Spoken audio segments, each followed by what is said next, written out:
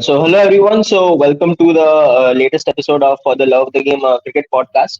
So we have been through a few games of the IPL, and it's been like a funny season as of now because like MI, DC, RCB, like the except CSK, I guess the teams which have a lot of fans are not doing that well. I mean, LSG has been a surprising thing, especially with Mayank Yadav, like coming out of nowhere. Literally, we had like no inkling of his in the last season. He was injured and stuff. So like great scouting by LSG, I would say. And him working with Moni Morkel also is good for him in the long run. So anyway, so like welcome Surya to the show. So how have you been enjoying this season? So what's your takeaway from the IPL so far as of now? So Strongest team on paper, Mumbai Indians lost a hat trick of game. So okay, I'm expecting things should turn around. So let's see how it goes. right. So yeah, Pranav. So like given how the top four stands, I think it's like RR, KKR, CSK, and LSG at this point. So was it something you thought that this could have been the top four, like heading into like say whatever 2 or 3 weeks in IPL, or do you think that like teams have surprised you, or do you think like after the auctions and everything you kind of were expecting these teams to do well? Any surprises for you there? I think if we have a look at the points table, which is up on the screen at the moment, we have Rajasthan 4 on the trot, uh, KKR 3 on the trot to play their next game on Monday. Then we have CSK, Lucknow Super Giants who play their game today evening, and then there's Sunrisers, Punjab Kings, and Gujarat Titans. 4 games, two apiece. So I think it's been very competitive. To be honest. But I think I expected somebody like Sunrisers to, of course, being the team that I support. But apart from that, they look a little more stronger on paper to actually do well a bit more than where they stand at the moment. I think they started really well with Mumbai scoring that historical total of 277. Um, KKR did give them a scare versus Delhi in the last game that they played in Vizag. But I think as things stand, Rajasthan Royals looks like the team to beat. But I would like them to actually do well up top because that's been their concern. Where uh, Jaiswal's form is a little bit of a concern, especially with the T20 World Cup around. Uh, Also, the fact that Butler got runs yesterday is good news, but I think he's been also on and off on form. So he got 100, which is good news for Butler and Rajasthan. Where Rajasthan have been different is the reading of their conditions. I think that's something that stood out for me for Rajasthan and a bit of KKR as well. I think the Gambhir effect has taken them apart too, but I'm actually enjoying the first phase of this league because obviously the schedule came out in 2 phases, but uh, it's been interesting. I mean, CSK traveling, not winning much games, back to home, Forte winning games. So I think it'll be interesting for teams at the bottom to come back and come back strong because the two time one-time champion, two-time finalist Gujarat Titans are lagging out. They do play a game versus Lucknow at their home today, but I think all in all, it's been very competitive. But I look forward to turnarounds as Surya mentioned. Yeah, fair enough. So I think the biggest takeaway as of now has been it's been a very competitive season, like compared to like it's been competitive over the years, but this season I find like especially like teams like KKR and RR like dominating. So that's good news for the league, I guess.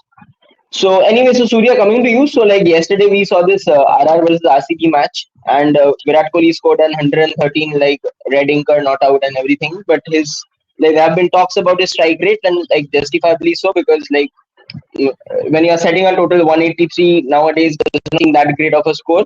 But like overall, being given the conditions and maybe his approach to T20 batting, like do you think that's a right way to go about your innings, or do you feel something like a say Abhishek Sharma 37, 12 balls, that kind of a thing is more beneficial to the team, not the big scores. So what's your overall takeaway on this debate? So that depends on the team composition also, right? So in RCB, the batting form is here and none of them are playing consistently except Virat Kohli. So I guess Kohli should have played that way till 16th or 17th hour. Then he should have gone for the attacking mode. So that I felt is a little bit off with Kohli. So still, even if still there is Dinesh Karthik yet to come, and by the way he played 17th or 18th or like that. I feel that is where the RCB lost in the game. They should have scored either 20-25 as extra. Right. Yeah, fair enough. So like Pranav, your take on that? I think I've never understood RCB's tactics because I've been saying this to many people, including on Twitter as well, that how on earth do you send Cameron Green ahead of Dinesh Karthik with 2 overs to go?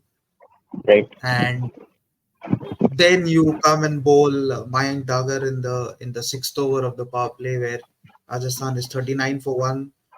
If you could have bowled Topley, maybe you could have got another wicket and then pressure to Rajasthan. So tactical errors have cost RCB. I don't understand why Lomro did not play after scoring 33 of 13 balls last game. I don't understand why Vaishak Vijaykumar did feature in the 2 games that RCB have played, uh, despite the fact that he bowled 1 for 23 of 4 overs versus Kolkata in a losing cause. So I don't know. I mean,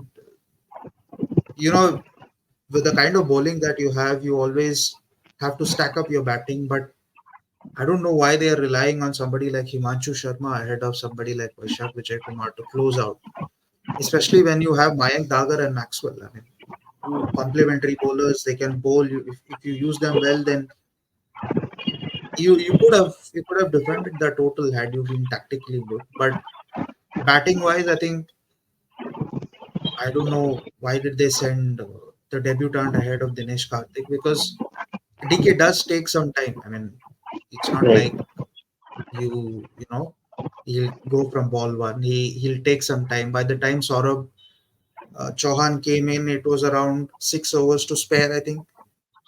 So when somebody like him comes in, like DK comes in, he takes 1 or 2 overs. By the time Kohli keeps the scoring rate up, and then somebody like DK can fire, so that that gives you an extra cushion of, let's say, 15-20 runs, given that your bowling is very lean.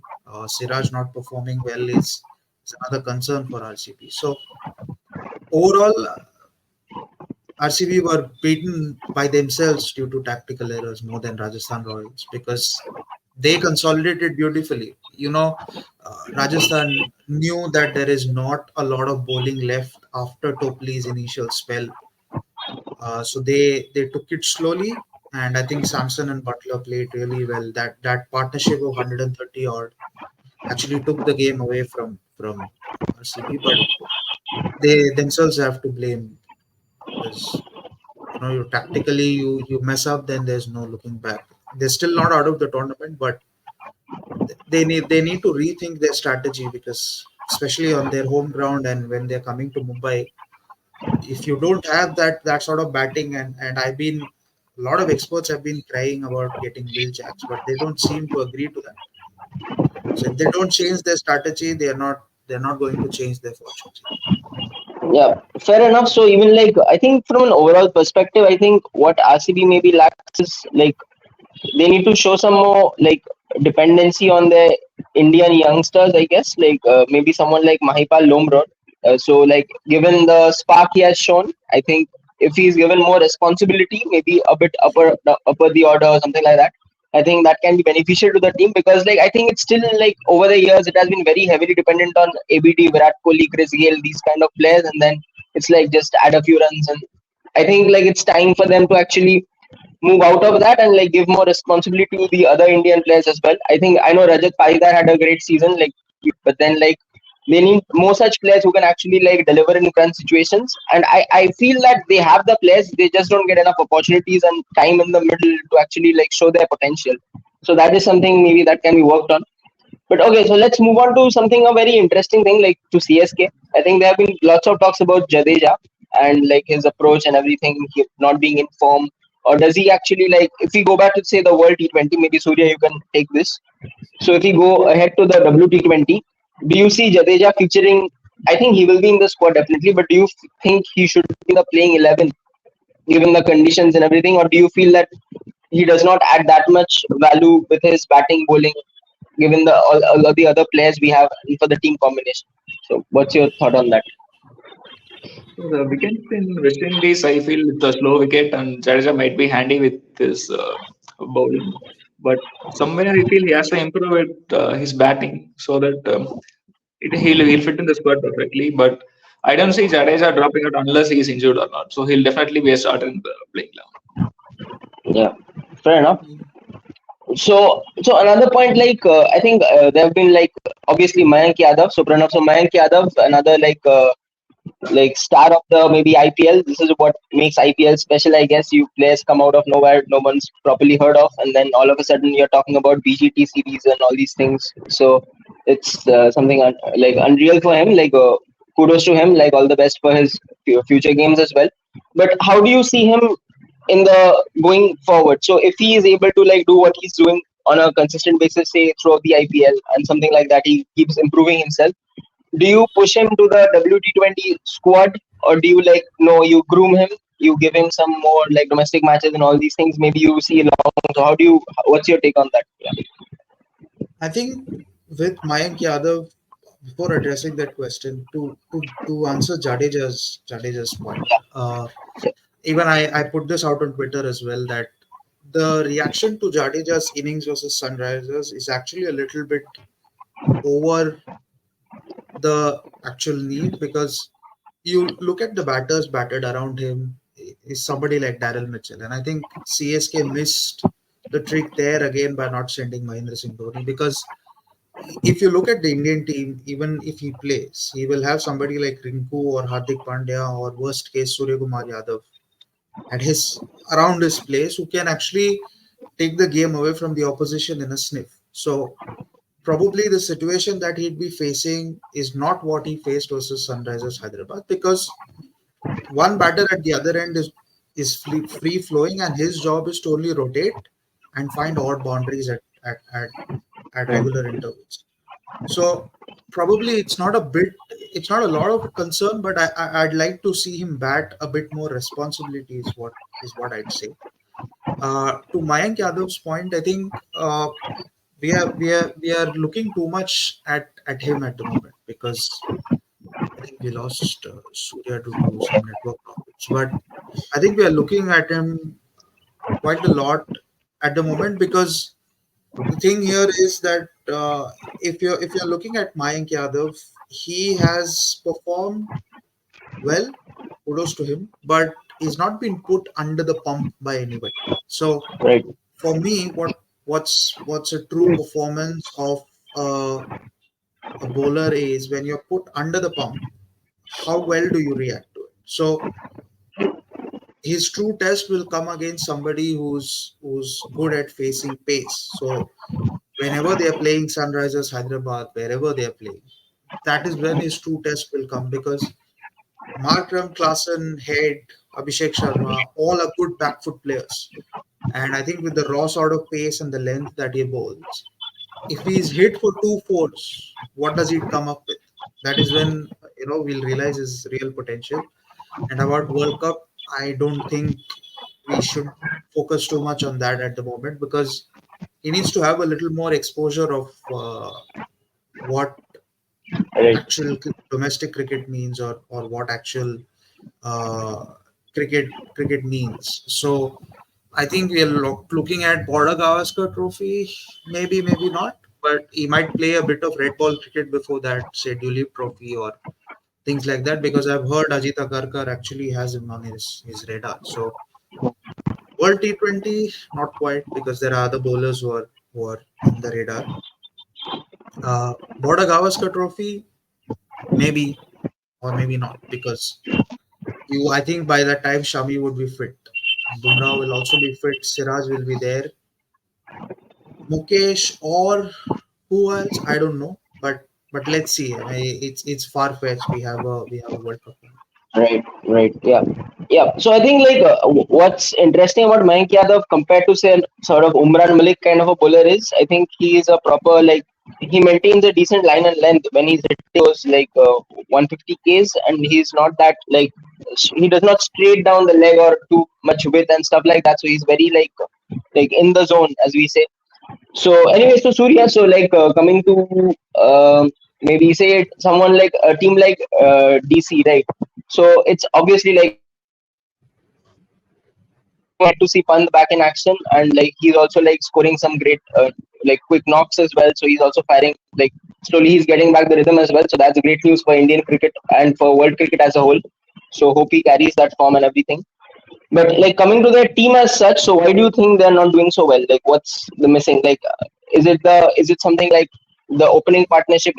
So what's your take on that? So is it the bowling batting? So why is DC not performing that well? I think DC had a very pretty average action, and their streaming bowlers are not firing. So Henry Knock is back from injury and he's leaking runs. So and when Lungi India's injured, they brought in Jace Frasermark, and there's still one foil shot is missing if I'm not wrong. So I think since their auction is pretty average, I think that's how the team is performing right now. And Yeah, initially they tried with Mitchell Marsh and they don't in the opening slot. Since the Mitchell Marsh is not performing, they promoted Prithvi Shah. And the same chipping and chopping policy is happening in DC. So that's the issue I feel. yeah. Pranav, your thoughts? I think with Delhi Capitals, the problem has been their bowling because against Chennai Super Kings, we did see them adapting to a plan where you'll set a wide Yorker field and stick to that. So apart from Khalil Ahmed and Ishant Sharma, the other premier bowlers have not stepped up because once you take out Kuldeep Yadav, which actually he is injured and I'm hearing he's out of the tournament as well, but we'll have to wait and see.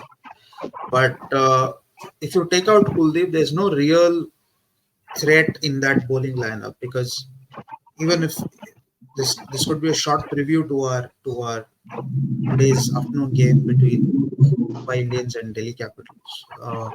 If you look at today's game from the context of how things stand at the moment, both teams need a win. And Delhi Capitals, with the sort of bowling lineup they have, it will be a good opportunity for the Mumbai batters to score because on that sort of a surface, I think it will be a red soil wicket because Mumbai is predominantly red soil. It'll aid bounce. If you had somebody like Kuldeep pushing the ball through with the sort of pace variations he has, it will be difficult for the batters to score. Now that he's not there, and you don't have Mitchell Marsh, who was actually scoring pretty decently until Prithvi Shaw came back. It looks a little weird for them at the moment because the backup that they have is Shea Hope or Jake Fraser McGurk. And I think Right. Jake Fraser McGurk plays that role instead of Mitch Marsh for them now. But what I would rather suggest is I think they should play Lalit Yadav because that's the only reliable resource they have. I think Surya can tell us more about how he plays, but I think the squad that they should go for once Mitch Marsh is fit, it should be Shaw, Warner, Marsh, Pant. I think they can go for either Lalit Yadav or Sumit Kumar. I think Sumit Kumar could do well. They should also find a place for somebody like Kumar Kushagra because he hits the ball so well that you will have to find the ball in Marine Drive if you're actually playing today because he hits some really big sixes. And I heard Saurav Ganguly saying they could make a place for him, but I think for them to win, they have to go batting heavy and then get a bowler for the impact sub for whoever does well, whenever they're playing because their premier bowlers. I don't understand what sort of auction strategy they went through, just like RCB, because their bowling arsenal is very one-dimensional, I'd say. Because if you pick out Ishant Sharma, you have somebody like Mukesh Kumar. If you pick out Andik Nokia, there's no foreign backup other than Jai Richardson, who's not fit. So the resources are limited, and I think if they have to do well, they have to come with all cylinders firing, not one or two cylinders here and there firing. So they have to connect all dots. And I think Ponting is a man who actually wants all of them to fire. So Yeah. yeah, I mean, let's see how DC fare up, but I don't see them finishing in the top four at the moment. Yeah. Yeah, Surya, go ahead. You want to say something? Yeah, I was about to say they have Jai Richardson as an option. They can try it instead of Hendrik Nokia. So he's good with the new ball also. So that could be But another is he advantage. fit? That's the question, because So I I'm know seeing that. he's in India, but I don't know if he's fit because half the time he's not fit. Hmm. So even if they That's Yeah. have to play Jake Fraser-Mark, he's a top order player. So I don't know where here they will fit in. I think for March they could bring in Shea Hope. That's the thing that they can Yeah, do, like because 1KD you generally tend to have spinners in the middle overs, and with Shai Mumbai Hope has spinners, improved T20 game, but I don't see him scoring at the Bergerac. yeah, I mean his strike rate could be a question, but depends on where he bats. Because if he's batting below number three, then there's no point Hmm. because of playing Shea Hope.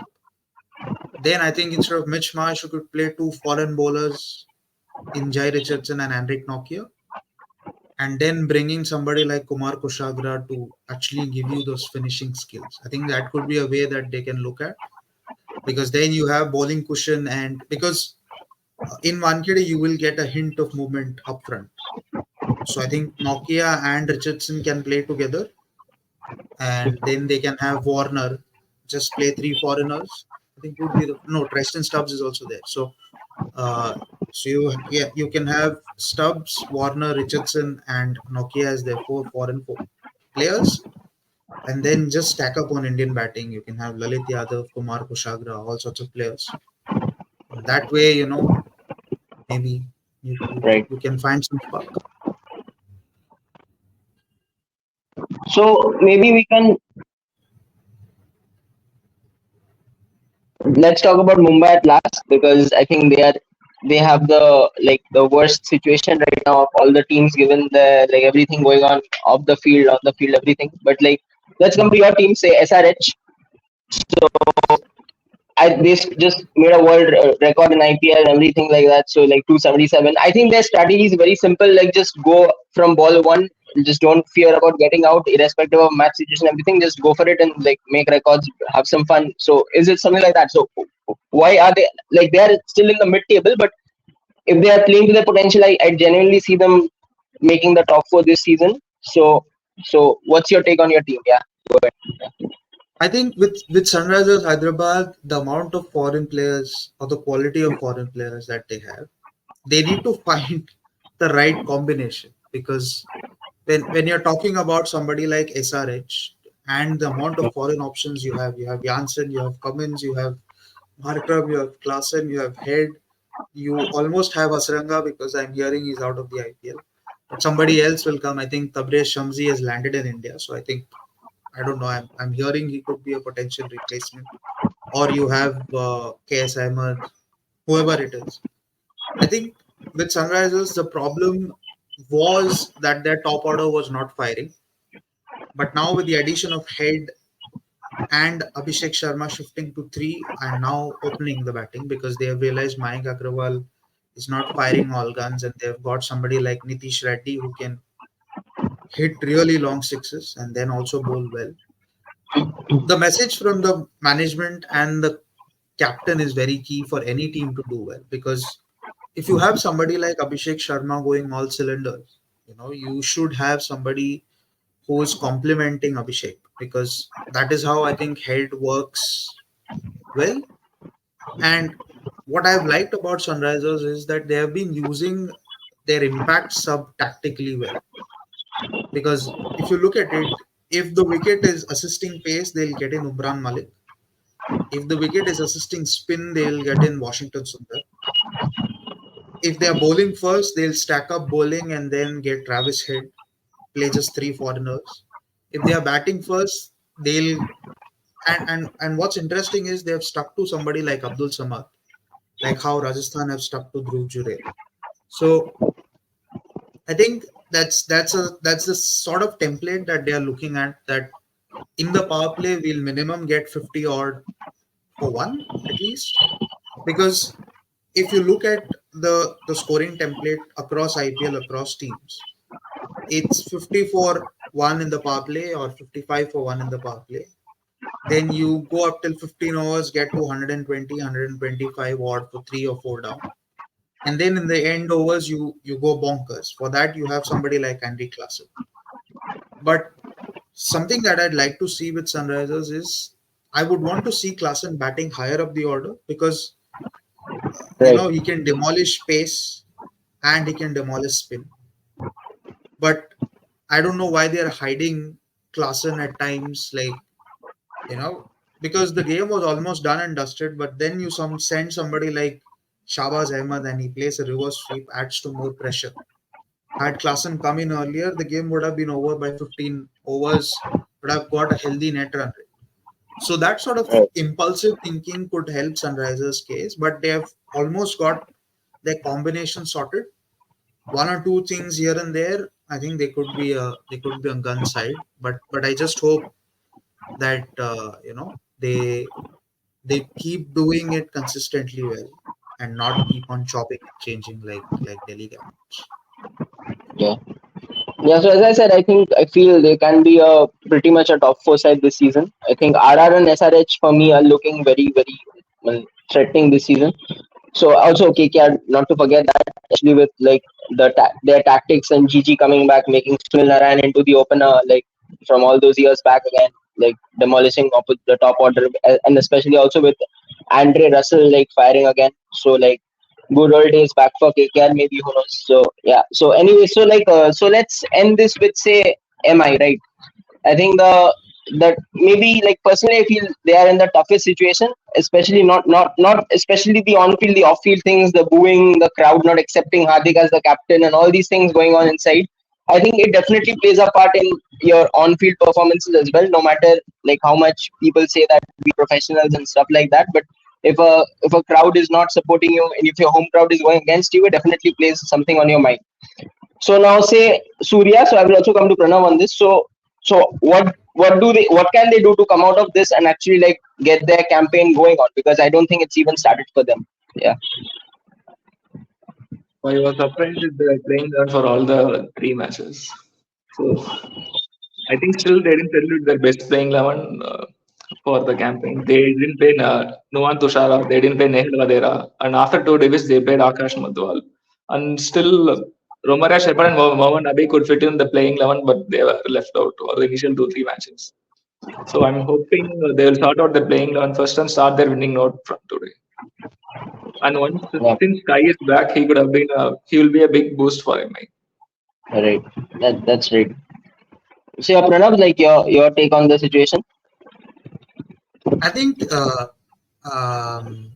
team that is there at the moment is Rohit's side, and it is an open secret that Pandya was brought in as a transition plan. But what they could have done is they could have stuck with Rohit initially and then changed it in the mega auction next year, because this is a side which is groomed by Rohit, and it's the same case with somebody like Chennai as well. It's MS's side, and Ruturaj is just taking over from that.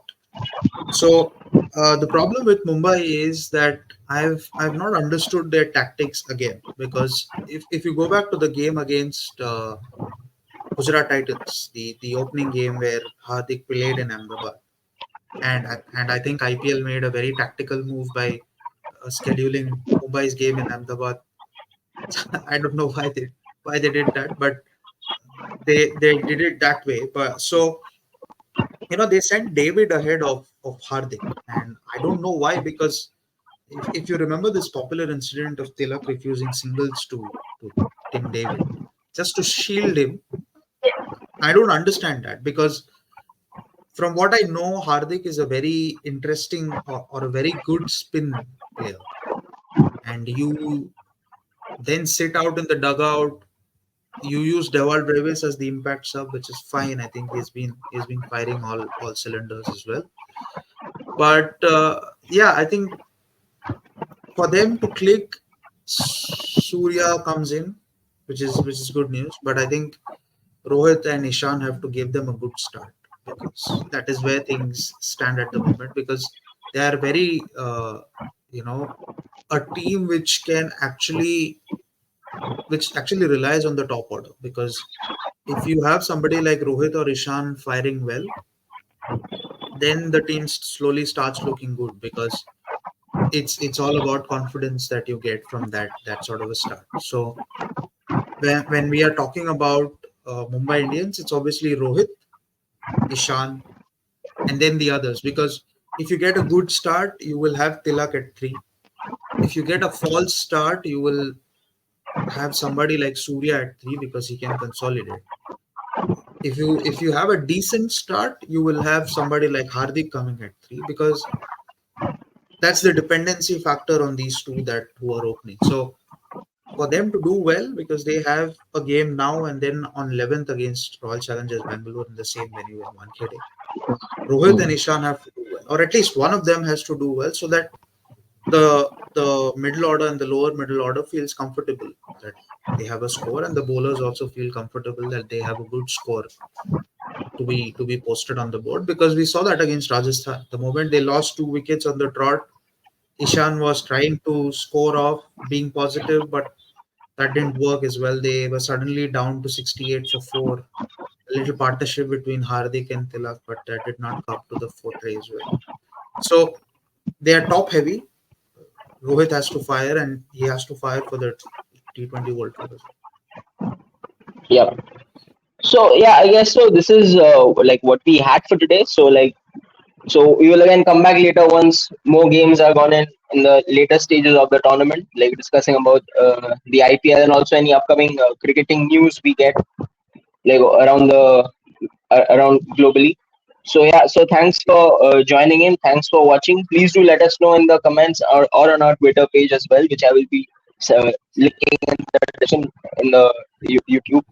That what are your thoughts on like the season so far? Is the team you're what is the team you're looking forward to, and what makes you excited this season? Maybe it's Mayank Yadav, the fast bowling sensation, which I think like personally for me that's definitely a standout so far. So, like, let us know your picks this season. Like, which team looks the most threatening to you? Like, is it RR, KKR, whoever it is? So, yeah, thanks for watching. Hope you enjoyed it. We will again catch you later. Bye. well. Yes, bye bye.